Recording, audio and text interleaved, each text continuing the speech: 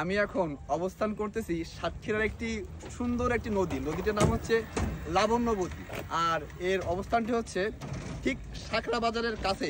তো নামটা যত সুন্দর, এই নদীটির উপরে ব্রিজটি যেটা রয়েছে সেটার সৌন্দর্যটা কিন্তু ততটাই খারাপ। আপনাদেরকে একটু কাছ থেকে দেখায়। ব্রিজটা কিন্তু খুবই জরাজীর্ণ অবস্থায় পড়ে রয়েছে। তো 1999 সালে ব্রিজটি স্থাপিত হলেও তৎকালীন সময় থেকে আজ অবধি পর্যন্ত কিন্তু ব্রিজটির কোনো সংস্কারের কাজ হয়নি। আর এই ব্রিজটি কিন্তু খুব গুরুত্বপূর্ণ একটি ব্রিজ। এই গুরুত্বপূর্ণ ব্রিজটি কেন বললাম, সেটি হচ্ছে আমাদের সাতক্ষীরা জেলার সাতক্ষীরা সদর এবং দেবহাটা উপজেলার দুইটার সংযোগস্থল কিন্তু এই ব্রিজটি।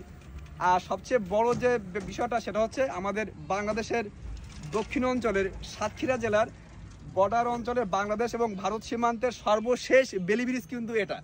তো এটা কিন্তু একটি গুরুত্বপূর্ণ ব্রিজ হওয়া সত্ত্বেও বর্তমানে কিন্তু এই ব্রিজটি কিন্তু খুব জরাজীর্ণ অবস্থায় পড়ে রয়েছে। প্রতিনিয়ত এখানে কিন্তু দুর্ঘটনার শিকার হচ্ছে শত শত মানুষ।